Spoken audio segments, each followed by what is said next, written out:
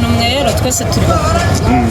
Kongo iradutunze ku rwego rw'uko nudakorera hano ibyo nashakiye hano n'uwagiye muri Kongo bimugera hari muri quartier aho dutuye. Ariko mu by'ukuri abenshi turi nk'ubu ngewe ndumupangaye nakoraga nkakoteza buri munsi nkagirane nkabona yo kwishyura inzu mitiwere tayari. Ariko twe dufite ikibazo, leta turabizira tureberera n'umubyeyi nkuko itekereza ikareba kure. Ebola bushize twarikingije, mfite inkingo 3 n'abana banjye bose barakingiye. Niba icyorezo gihari ariko tukaba twarakingiwe, abakingiwe ntacyo bimaze, ntacyo bikivuze. Wenda ngo harebwe ku bakingiwe, yenda bajya bagenda ari bake ariko barakingiwe, mu gihe abandi barindiriye gukingirwa, mu gihe barindiriye ko urukingo ruboneka. Bisanze rero gisa n'ikibazo ningiye kukubaza ariko bigorore neza. Ni iki leta yakora icyorezo ntikica abantu ariko n'inzara ntiyica abantu y'imibereho? Nuko bashyiraho ubwirinzi bwaboneka vuba kugira ngo dukomeze dushakishe gahunda zose zigende neza. Ngewe curuza ikwibasi atembeza muri Kongo ukabibuza gute no mu Rwanda? Bibuza no mu Rwanda, ndangurira mu Rwanda nkatembeza muri Kongo. None ubu byahagaze. Ingaruka zirahari kuko nubundi gukorera hano urabizi ni yare gufata bagufunge. Icyo mvuga agatembeza hano mu gihugu ntago yemewe. Twagiye muri Kongo, muzunguzaye twagiye muri Kongo dutinya gufunga.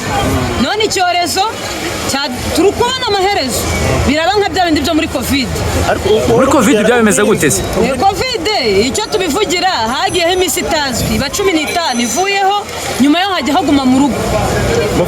Dufite ubwoba cyane pe, dufite ubwoba. Ari icyorezo n'inzara niki wahitamo iki? Rwose mfite abana 4, ntabwo natinya icyorezo niba cyanjyana njye nyine, abana basigara ntitwapfira gushira.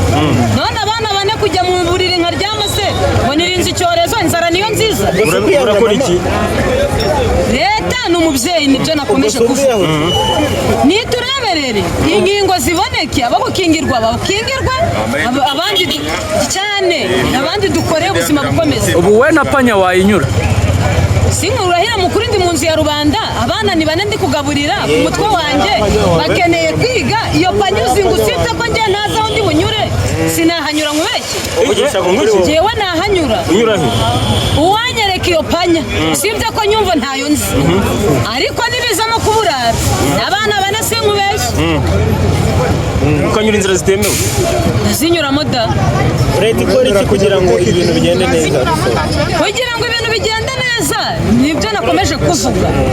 Ubwirinzi bwaboneka mu maguru mashya.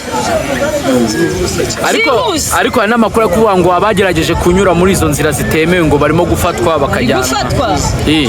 Ari gufatwa nanjye niyo makuru ndi kumva. Bakajyanwa heze? Ngo kuri polisi.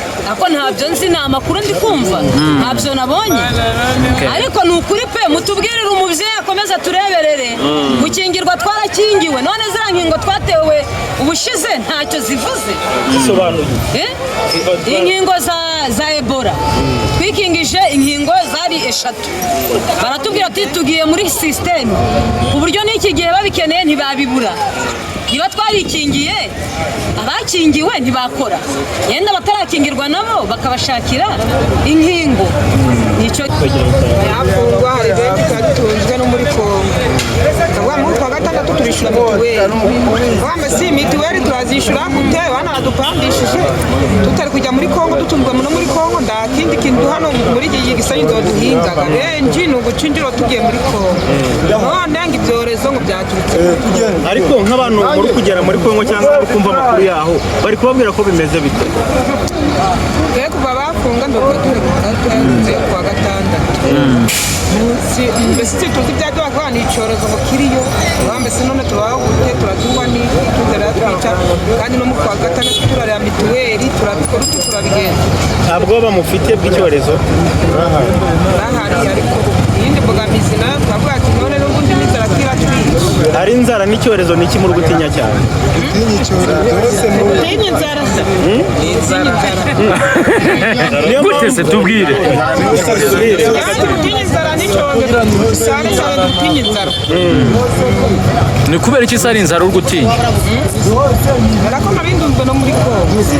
Hanyuma birumvikana hari icyorezo kandi binateye ubwoba kuko abantu bahangayikishijwe n'uko bakandura, ariko hari n'abafite ikibazo cy'imibereho.